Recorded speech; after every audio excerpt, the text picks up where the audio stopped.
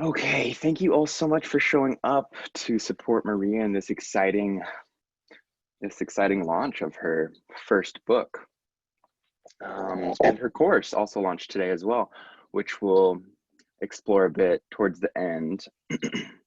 um, I would just like to take some breaths with y'all. There's a lot of like buzzing and excitement. It'd be cool to just kind of like sync up on the same page. So if you don't mind, we'll spend just a few minutes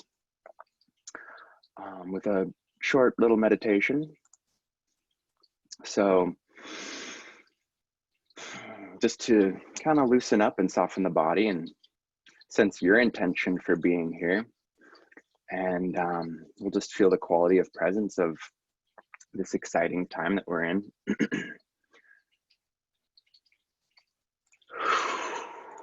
So go ahead and just kind of like cozy down into your seat, into your feet. I invite you to sense what it means to you to arrive into this presence. You may take a few long, deep breaths.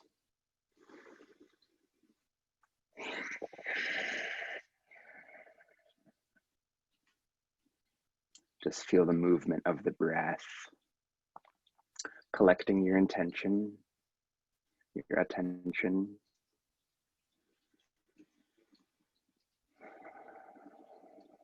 And letting the breath just resume in a natural rhythm. Let your senses be awake. So you're listening to the sounds around you. Listening inward so that you're listening to and feeling the body.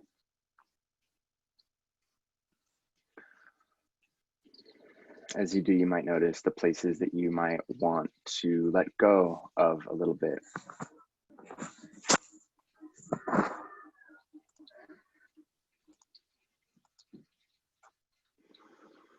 Maybe there's some loosening and softening in your shoulders. Maybe you can soften your hands. Relax down through the belly.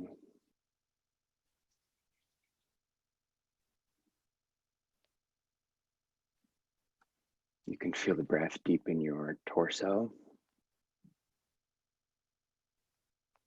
Just become aware of sensations throughout your body. Listening to and feeling the whole moment.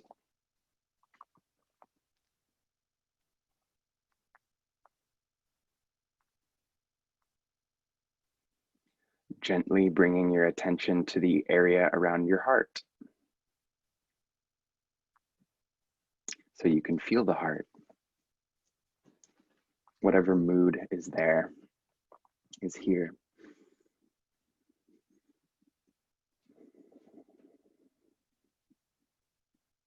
Sensing your intention for being here.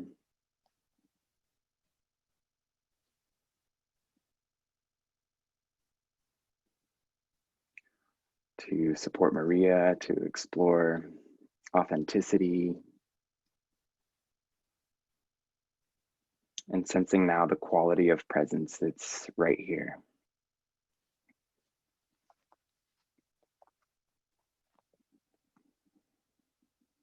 Noticing the difference right now and perhaps when you first arrived.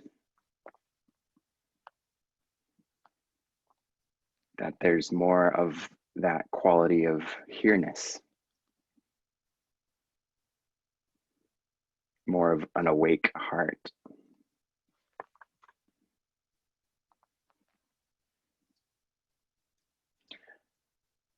As you feel ready to open the eyes, please do.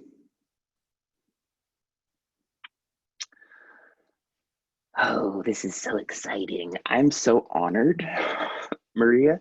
Thank you for inviting me to celebrate this exciting moment with you and with everyone else. I've been jamming on with Maria for a while now. I would say it's been about 3 years in different ways.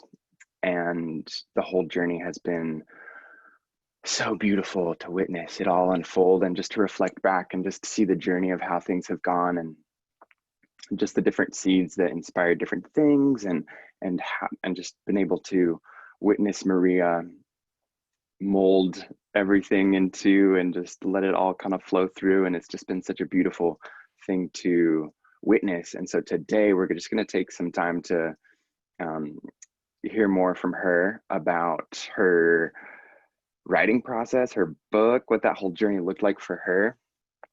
And so, yeah, it's going to be a little bit of like an author interview of sorts so that we can learn more about Maria and just this book, Crown Jewels, the first book of, I'll just say many. It's definitely not the one and only. So, Maria, what's up? How are you feeling right now? I'm still nervous. I was hoping that the guided meditation would like just make all the nerves go away, but it didn't. But I'm feeling good, excited, grateful that you're here, Matt, but also that each and every single one of you on the call is here too. Um, I think it's important that I like when we were doing that meditation, my intention was to slow down, and I don't do that enough. And so I think it's important to do that and to be here and to be present. So I'm nervous, but I'm good and I'm excited and I'm grateful, I think is a good way to phrase it. Nice. Love that. With the work that we do with Intention Inspired, for any of you who don't know, they are fun sessions meant to inspire you into a certain intention. And so each day starts with I am, and then whatever the intention is for the day.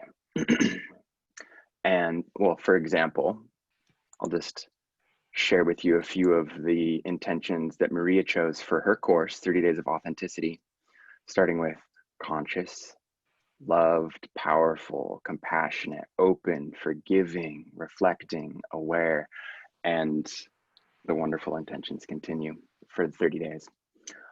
So, Maria, to get to know you a little bit more, how would you finish that? I am. Who are you? Oh man, Oh. that's a loaded question. So just FYI, everybody on the call, I'm a total planner by nature, and I deliberately asked Matt to give me some interview questions, and that was not one of them. And of In course, this is the one that he starts it off with. But I don't know. There's so many different levels that I could answer that question. I'm just gonna say, I'm gonna stick with my last answer and say I'm grateful and just leave it to how I'm feeling in the current moment. love it. Beautiful. I feel that. Also grateful. This is exciting.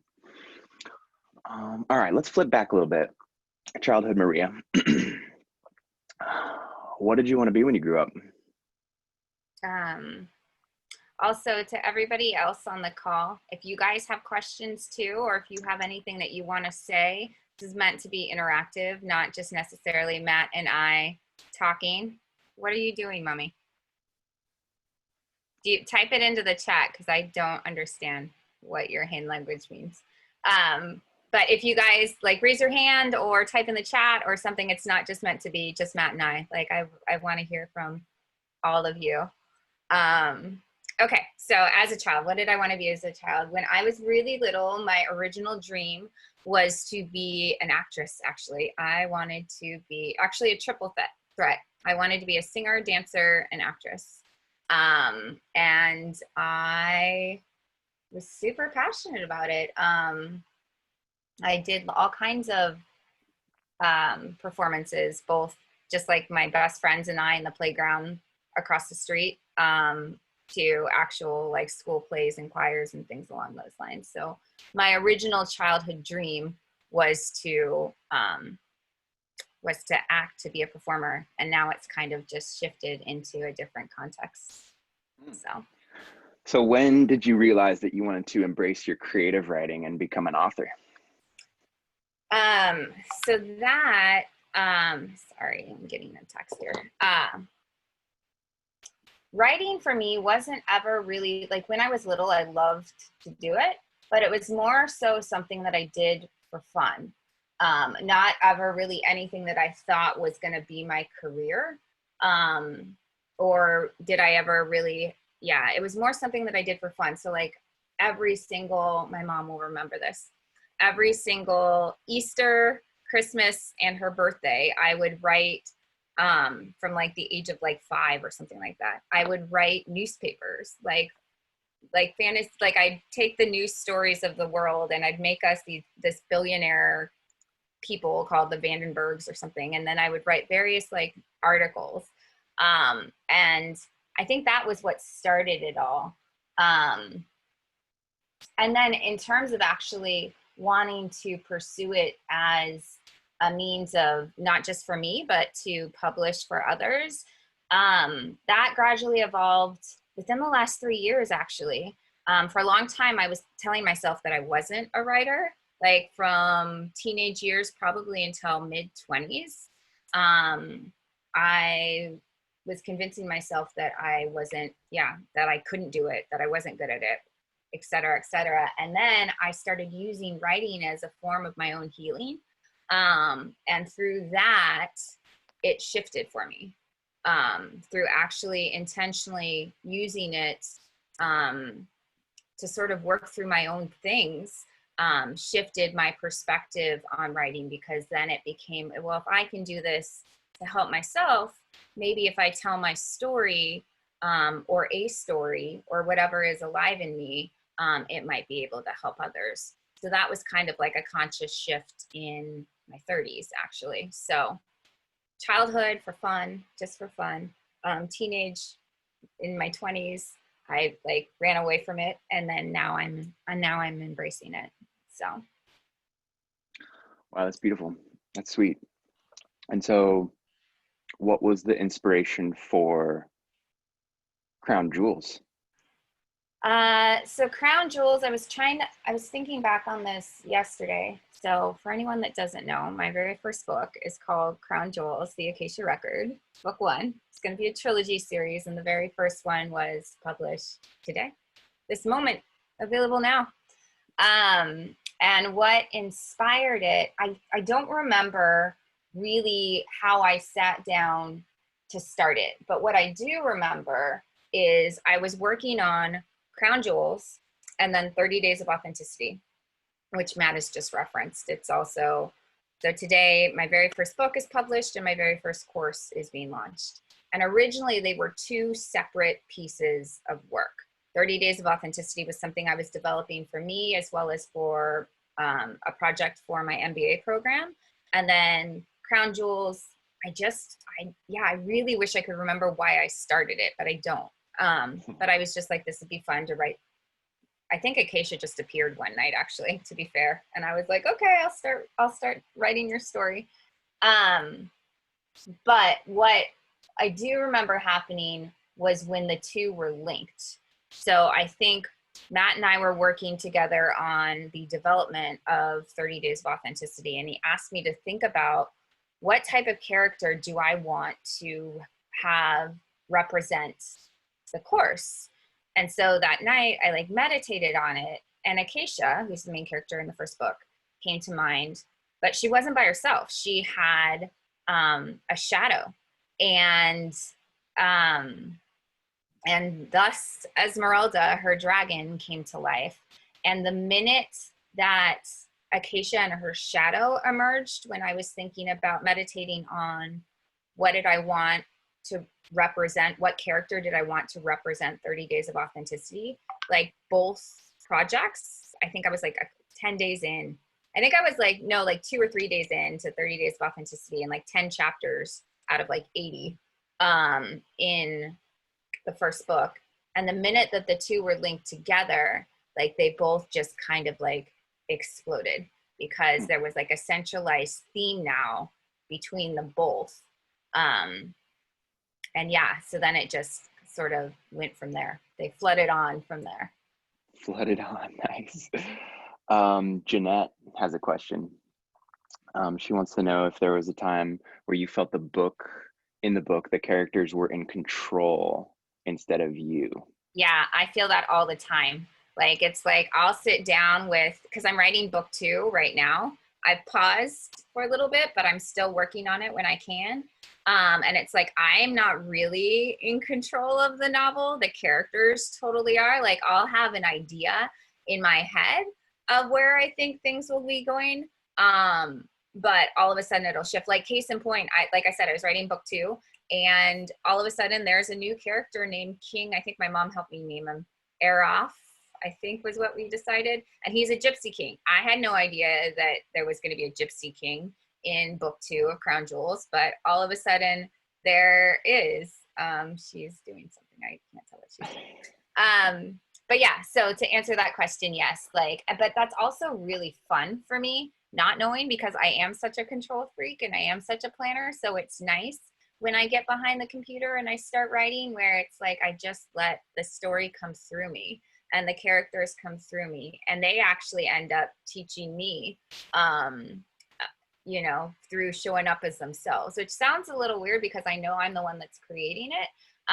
But really it's the characters that are telling the story. And like, I don't even know. So like, book 1 is the Akasha Records, book 2 is the Royal Heart, and book 3 is, I think it's going to called, I don't know what it's going to be called yet, but that's when the two main characters, Akasha and Tariq, fulfill their destiny to bridge the divide that exists between the world of light and dark.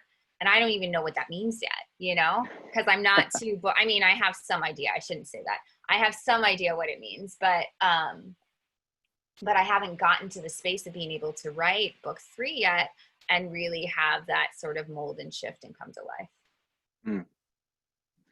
So what was one of the most surprising things that you learned about yourself in writing Crown Jewels? I think it was the intentional, because I got a lot more intentional with it towards the end once I realized what my theme, once the two pieces of work were linked. And I think it's 2 things. It's number 1, like, I've been journaling my entire life, really. I've read diaries for myself when I was like 7, and they make absolutely no sense, but I was still journaling at the age of like 7.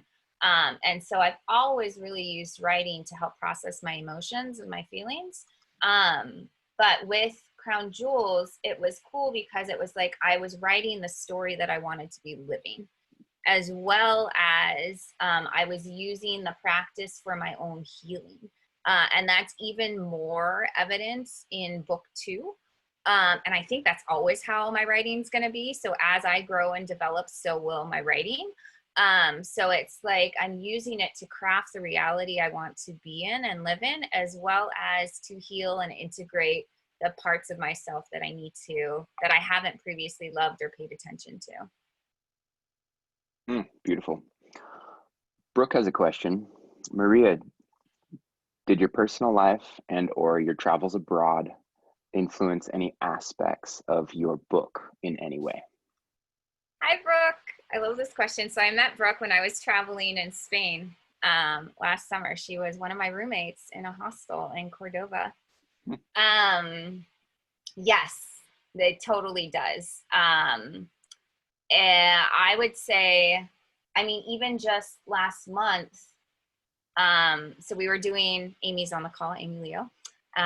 We were doing 30 Days of Love written by her last month, and I had like 1,000,002 ahas. I felt like every single day I had a different like epiphany moment. And I used that, like I'd already written the story, and the story still remained the same. Like overall, the same themes, same characters, same actions, same events, but I could translate some of my own experiences and add a little bit more depth to the characters' thoughts and feelings and emotions through some of the moments that I had within 30 Days of Love. And that happens all the time. But it's like a caveat because I'm constantly growing and developing and changing and evolving. And it's like, I want to catch up my characters to like where I'm at now. And like, no, but Acacia should be thinking this way, or like, oh, but this and that should happen. And it's like, I can't always do that. You know, I can't always mold my writing to everything that I have and am personally experiencing. At some point, I have to have the cutoff line, you know. But to answer that question, yes, constantly, all the time. And if not the current book, then future books. Like, for example, I went to Egypt in September, and while I was in one of the temples, Isis's temple, I actually got we were doing a morning meditation, sunrise meditation there, and I got insanely inspired for what I'm going to be writing following Crown Jewels, which I've been calling the Dark Goddess series. So it's like, it happens all the time. If not my current piece of writing, it will be inspiration or something that I will be writing in the future. Nice, nice. And Megan asks, would you say any characters resemble people in your actual life? Yeah, almost all of them, but they're me. That's what I didn't realize. Like, originally I thought they were other people. Like, I've always identified super strongly with Acacia. I was like, oh, it's me. I'm Acacia, duh. And like, this person is this person, and this person is this person. And as I dived into it more, I'm like, no, they're actually facets. Every single one of the characters is a different facet of myself. Do I resemble every single part of all of their actions? Like, there's a murderer in there. Like, no. But like, their driving motivations, and like, yeah, their driving motivations, I can see. And again, it's the act of weaving my own life into the story. So to answer that question, yes, but it's all of them, but in different ways and in different aspects. Man, as an outdoor adventure enthusiast, I follow a lot of people who are just like breaking all the records, climbing the highest mountains, doing just the most insane human feats. And of course, well, not of course, but more commonly afterwards, they write a book about the experience. And in listening to interviews like this about their experience, they're like, writing the book was way way harder than climbing the highest mountain in every continent in world record time. So kind of reflecting on that, Gia has a question. Was it scary or challenging to write your first book and get it published, or did it flow with ease? What was that like? That's twofold. So the writing of it was actually like, I loved it.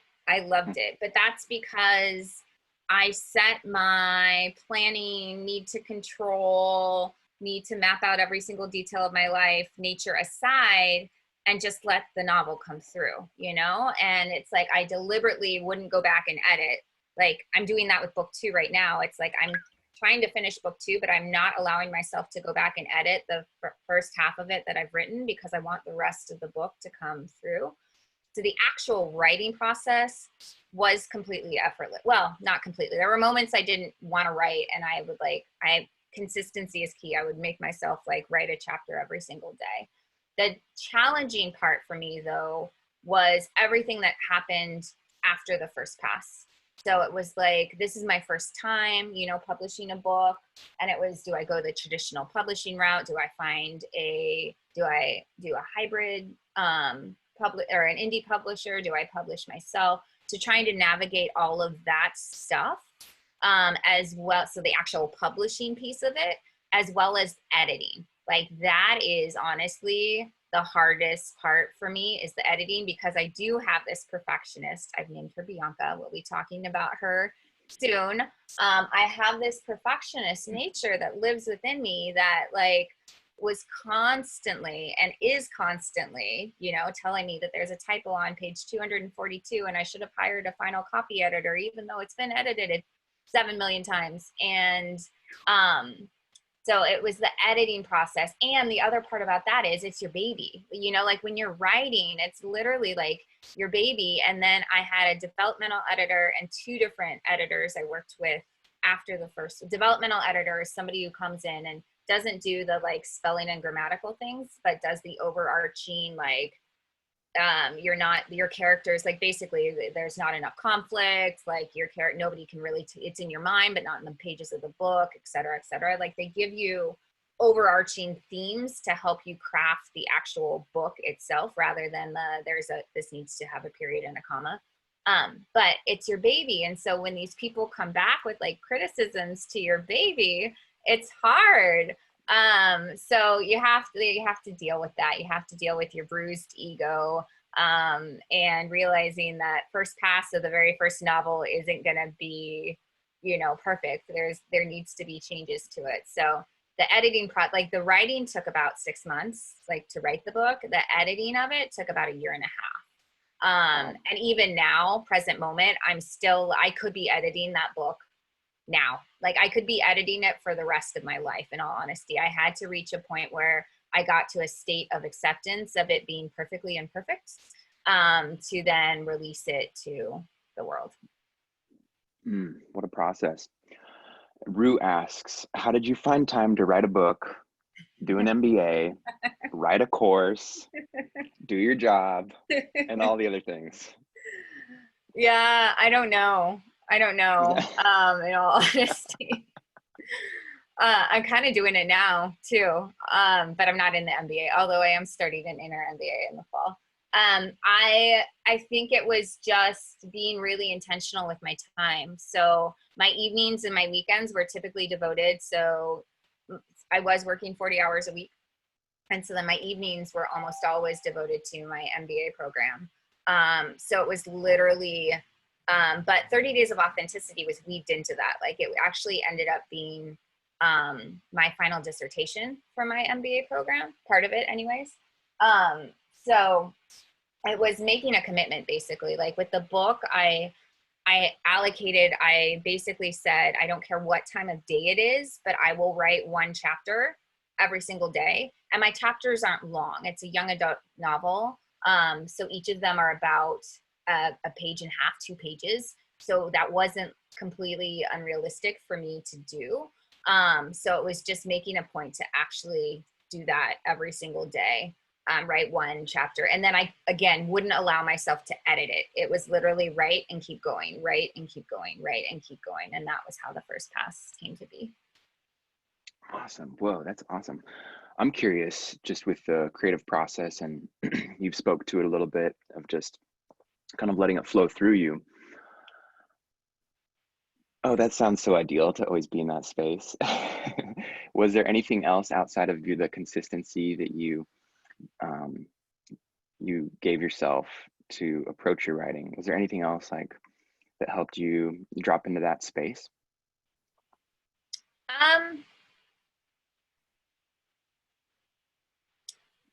No, because I really used the writing to drop into that space. Like it became my form of meditation or my form of connecting in. And it was good because if I was ever really pissed or like angry or upset or whatever, like I just go to the novel and it would come out in one of the characters, So it was like, I used the physical act of writing to get me into the moment and, express whatever I felt like I needed to express at the time. Nice. Beautiful. Cool. Let's dive into the book a little bit. You can get it, everyone. It's on Amazon. Okay. Jess asks, did you do any research for the time and place where the story is set? No, which I know I shouldn't answer that. I should say, yes, I totally did. But no, I didn't. And I didn't even know it was going to be set in Gibraltar. So it's actually, to be fair, it's set in Gibraltar and then it's also set in ancient Egypt. There are 2 physical locations within the novel. And it mainly came from my imagination. And the world that they live in is Earth. But part of the reason why I didn't I Googled Gibraltar to make sure that I, got a few of okay, to be fair, I did do a little bit of research, but 99% of it came from my imagination. And the reason why I didn't dive too much into making sure that it was factually significant is because it's my own world that I've created within this novel. Okay, so you step into the elevator with someone, they hear you chatting about a book. You have 11 floors to give them the download of what the book is about. Yeah, I've done this before actually. So, okay, Yeah. that doesn't count. That little me rambling right there doesn't count. So Crown Jewels, the Akasha Records, revolves around the concept that every single human being has a shadow, but they're not bad. There are subconscious made manifest in the form of an animal. And through working with them, we can learn to love and embrace all of who they are, all of who we are. They help us to uncover our limiting beliefs and really just learn to really deeply love ourselves. And so the first book centers around Acacia. She has a shadow named Esmeralda, who's a dragon. And so the first book is about her meeting her own shadow. It's uncomfortable when you first meet your shadow, learning to love and embrace her. She meets and falls in love with Tariq. He has his own shadow named Leo the Lion. The two of them realize that they have this destiny, not just to come together, but to bridge the divide that exists between the world of light and dark. That's book 3. And so through working with their shadows, they manifest the crown jewels, which can only be used by the two of the royal heart. That's book 2. So the first book is about Acacia and Tariq embracing their shadows, manifesting the crown jewels, and then deciding if they're going to be brave enough to go on their mission, even though they don't know what their mission actually is. And then, spoiler alert, they do, and they travel through time and space to ancient Egypt. And then book 2 begins in ancient Egypt. Nice. And that's my spiel. Then I'll go into 30 Days of Authenticity, which is the part that I'm most, and actually it's true, like the part that I'm most excited about with this novel is that there's a practical application. So the whole vision behind it is somebody reads it, they get inspired, they want to get to know their own shadow, they're like, how do I do that? And then you have 30 Days of Authenticity, which isn't like me saying, here's my dragon Esmeralda. It's me showing up and sharing my life and sharing just various tips and tricks and tools that I've used that have helped me to uncover my own limiting beliefs and learn to love and embrace all of who I am. Beautiful. Albania, sorry. Albina. Oh my God. Albina. I don't know where you are, but hi, I love you. She asks, do you have a favorite passage of the book? I have favorite moments of the book, which is also weaved into 30 Days of Authenticity. So every single day of 30 Days of Authenticity has what I call an Akasha record, which is a snippet of the book, because the idea is that Crown Jewels is the heroine's or hero's journey of 30 Days of Authenticity. So every day I link the intention and the activity that we're moving through with 30 Days of Authenticity to a passage from the book. So I guess I could technically say I have about 30 of them. I guess that answer will just have to suffice. So,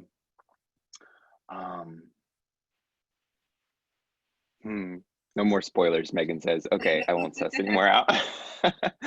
So when you share about yourself and your work, you often say that your work is about coming to terms with who you are and stepping confidently into your own skin and living in your authenticity, knowing that you are enough just as you are. Whew. First of all, amen. That's beautiful. Was there an aha moment that sparked this realization for you? There was, and it was through my MBA program, but I can't remember what I had to do. Oh, was it 30 Days of Authenticity? I think it was. No, it was, okay, I had to do I remember now. I had to do, for my final dissertation paper, I needed to do what they call an action research proposal. So I knew that the leadership style that I identified most with was an authentic leader, and I had to write a paper about what that meant to me. And so as part of that paper, I needed to really dive into what my values and like my core beliefs were. And it's funny because I started my website, Just Maria, like 3 years ago. And Matt just read the vision mission statement of my website, well, and of me.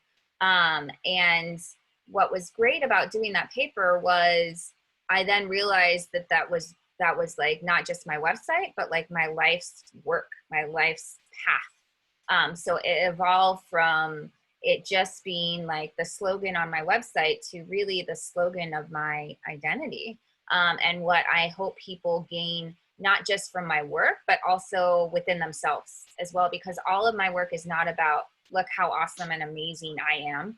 It's more so about, I'm willing to show up and share all of me, the good, the bad, the ugly, the hard, the sad, the happy, like all of it, in the hope that you realize that you're not alone, and that it's okay to have these emotions and experience these things, but ultimately, like, it doesn't, ultimately we are all enough, you know, just as we are. So it was cool to extend the vision of my website to the vision of my work, and mission and purpose and path in life.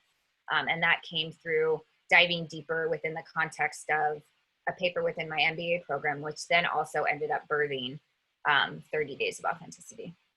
Mm-hmm. Nice. To suss a little more of that out, Cam asks, what would you want the reader to take away from reading the book? I mean, it's the whole central theme about the shadow, right? Like, we all do have shadows, but they're not necessarily bad. I think there's a huge misperception in society or in the spiritual realm that shadows are scary and bad and horrible.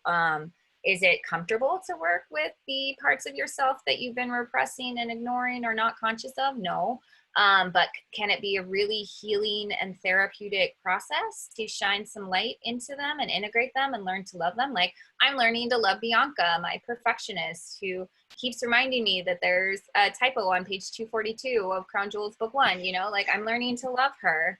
And I think that's kind of what I hope everybody takes, is that shadows are a part of us, and they're our unconscious is like, you know, we can either be conscious of them or not conscious of them, and they kind of run and control a lot of the way we think, see, think, or feel in life. And so working with them, I think, is key, to learn to really love ourselves on a deeper level than we do currently. Nice. Yes. We just have a few more questions. Luliana asks, do you feel vulnerable that parts of you are out there? And if yes, how do you deal with this vulnerability?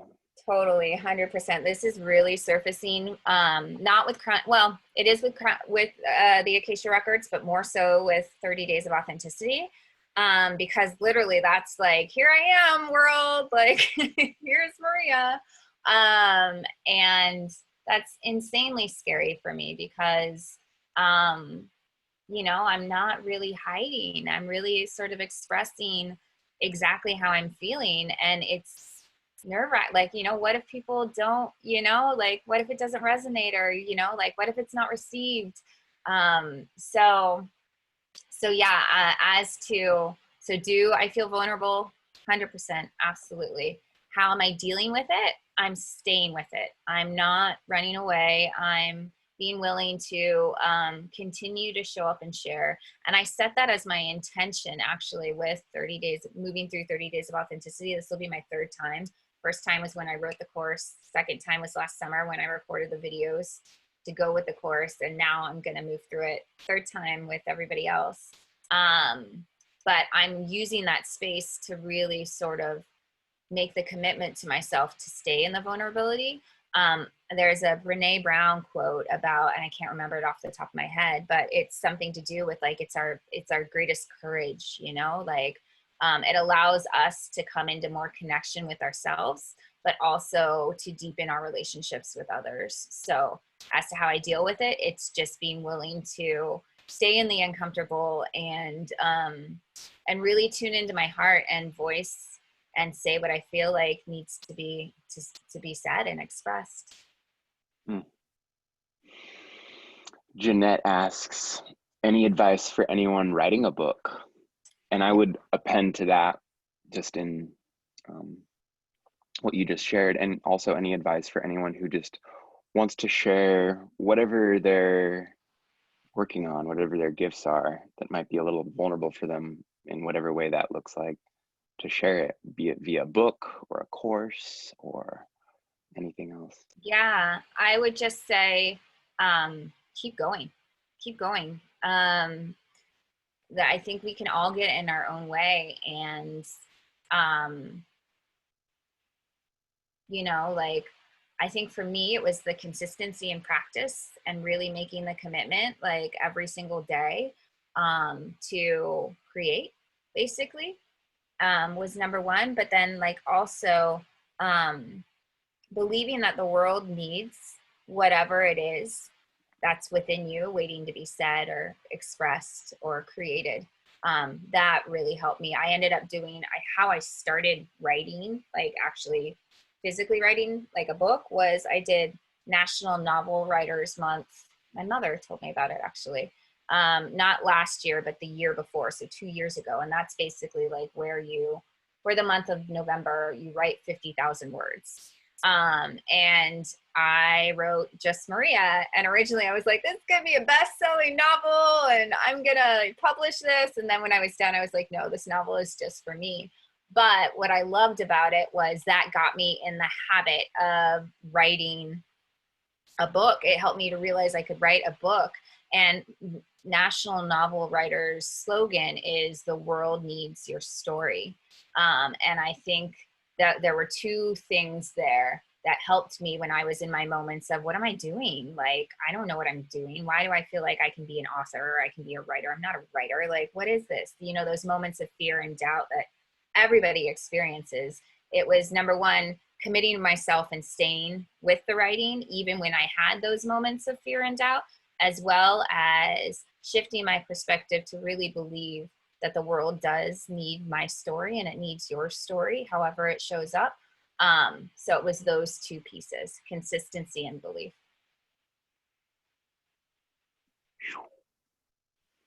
Drop that mic. All right. Is there anything else in regards to your course or your book that you'd just like to share? Oh gosh. Well, I mean, I've referenced 30 Days of Authenticity quite a few times. I think most of you guys know about it. If you don't, it kicks off today on Intention Inspired. And I would love, love, love to have you guys there. And then with the book, I think the only other thing is that it's just the start. It's just the beginning. I'm currently working through book 2. I feel like I'm not really going to have a ton of time to devote to it until post 30 Days of Authenticity. But my goal is to really dive back into it in September, to try to get it edited and ready for the world, if not next year. Well, no, I'd really like to get it published at some point next year. So there'll be book 2 next year. Book 3, I'm not entirely sure yet. But book 2 will also have a practical application. So book 2, Akasha and Tariq, they're together at this point, but they have to separate because they need to realize what it means to be whole outside of the context of the other. So they go to the underworld and they have all sorts of adventures. And I won't give any spoilers, Megan, but it will also have a practical, it will have 7 days of wholeness. And it's great because with Crown Jewels, it was like 10 chapters in, I realized the practical, I realized 30 Days of Authenticity was linked to it. Whereas now when I'm writing book 2, I knew from the get-go that there was going to be a practical application. So I'm more able to really, like, whatever I have Akasha and Tariq do in the underworld, I'm writing into 7 Days of Wholeness for us to do physically on the planet as well. So, so just know that there's more to come. That Crown Jewels book 1 is just the start, and there will be 2 more books within the Crown Jewels series, and then I'll write the Dark Goddess series, which emerged when I was in Egypt last year. Goody. So for those who might not know how to connect with you, I know you have your website out there, justmariakv.com. Is there any other ways that you'd invite people to explore more of your work or just connect with you in general? Yeah, I'm on Facebook as well, Maria Vandenburg, and I'm on Instagram, Maria KV86, I think is my Instagram name. Those are the 2 social media platforms I tend to use the most. And then I'm always on Intention Inspired. It's where we'll be hosting 30 Days of Authenticity this month. But I'm pretty active voice in that community as well. So Facebook, Instagram, and Intention Inspired. Awesome. Well, I dropped a link in the chat for everyone who wants to see what the 30 Days of Authenticity course is all about. It started today. It will be released throughout the month.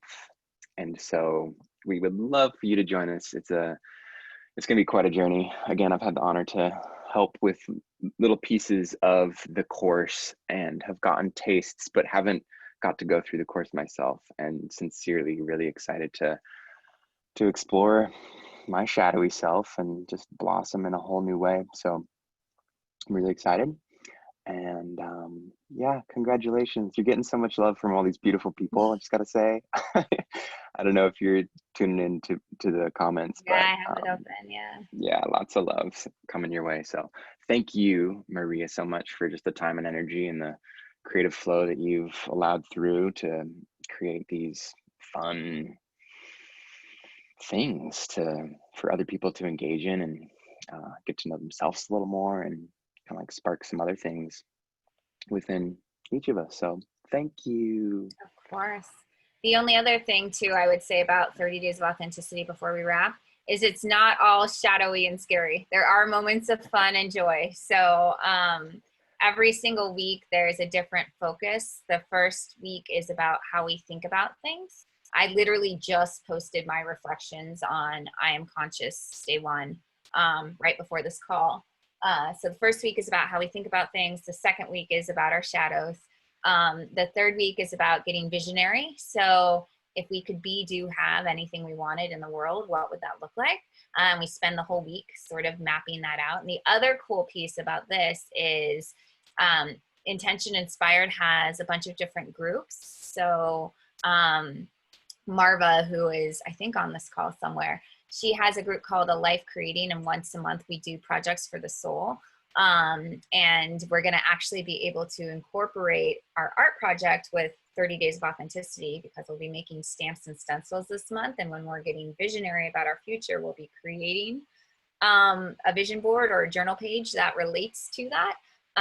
So that's really kind of cool. And then the fourth week is, so we've gotten visionary about the future. Now what's holding us back from stepping into that vision?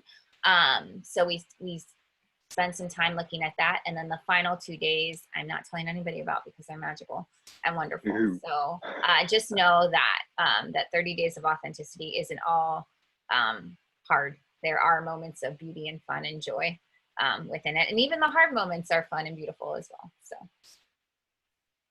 Nice.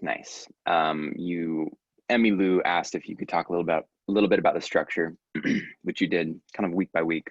Do you mind if I share my screen real quick just to give like a snapshot of the course itself? Okay, sweet. Share my screen. All right. Can you guys see my screen? Yep. Cool. Great. So again, the course is pay as you wish, so there won't be any sort of payment wall to be able to access it. You can get in for free and explore it and see if it's right for you. And so this is what you will see right away. There's two main components to the course, which is the course material itself, where each day we focus on an intention. And I will just quickly sneak peek through a day. So there's a wonderful video of Maria sharing about the intention and why we're exploring that intention and what to expect in today's session. And then within each intention, there are different inspirations to just kind of deepen that intention in different ways. So there's an affirmation, authentic challenge, the authentic moment of clarity, which Maria spoke to a little bit. And in each one of these, there's just different kind of multimedia things, videos, and writings more from Maria. We have the Akasha record, quote, journal prompt, and community conversation. And this is, for the most part, how each day is structured with the same elements. So there's a nice flow and routine to it. And the community conversation piece is really fun because over here in the activity feed, this is where we just get to share about our own journey and see what other people are going through. And yeah, so it's like our own private, safe little social feed where we can just journey along with one another through the course, see what other people are going through. Looks like people are diving in, so that's pretty exciting. So yeah, that kind of. It's about a 15-minute a day commitment. I tend to do mine first thing in the morning because that way I can carry the intention with me the entire day. So there's the intention, there's a short video for me, an intention, a challenge. So every single day I'm asking us to do something. The authentic moment of clarity is then me sharing what that looks like for me. So it'll be threefold. It was like when I wrote the course, and then there's a video last summer about round 2.0, and then I'll also be sharing my own reflections 3.0. But the authentic moment of clarity is me working through whatever the challenges that I'm asking us all to work through. There's, again, to Albana's question about my book, there's a passage, an Akasha record in each one of the days as well. And then a final journal prompt. And the other piece there is we meet every Sunday too. So the first call is actually tomorrow at 9 o'clock Pacific. And that's not required, but that's just a really cool opportunity for us all to just gather as a community and show up and share what's going on with us and our lives and how 30 Days of Authenticity is going. Good stuff. Just checking the time for the first time. Looks like we're all in divine timing. Yeah. Ready to wrap it up. Any last bits of things before I just unmute everyone so we can all just shower you with more love? Oh God, I gotta get used to receiving. This is gonna be a challenge. Okay. Challenge for me. All right, ready, everyone? I'll give you a moment. I would just say thank you to each and every one of you on this call, whether I've met you or I haven't, or I'm just grateful. I appreciate everybody's time.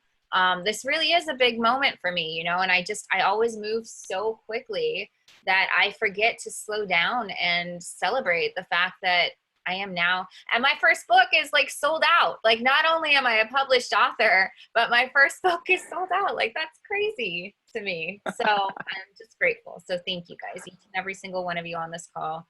Thank you for being here with me. I really, really appreciate it. All right. Everyone is unmuted or has the opportunity to be unmuted. And so, yeah. Thank you, Maria. This is so exciting. Everybody, actually. No, we got to click. So you guys need to unmute yourselves. Yep, that's it. That's it. Well done, Maria.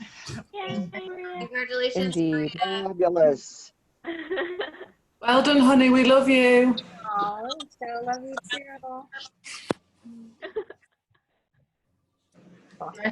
So excited for you. That's So what I excited for you. Yeah, love I you figured very we were much. going to clap. Come on, let's clap for her. I'm with you, Rachel. All right, we can have a clap. Yay, well done, Maria. Well done to you, Maria. Woo! You're sold out and you already have one used book on Amazon. Yeah.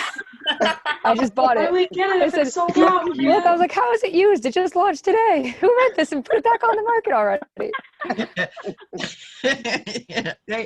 And on eBay. It's pretty on eBay from somebody. What? Yep. That's awesome. Super excited to read it. Thanks for no more spoilers. Cool. All right. I think that's a wrap. It's a wrap. Thank you all for joining. See you tomorrow. Thank you, Maria. Bye. Yeah. Love Bye, everybody. you. Thank you. Bye. Bye. Bye, Maria.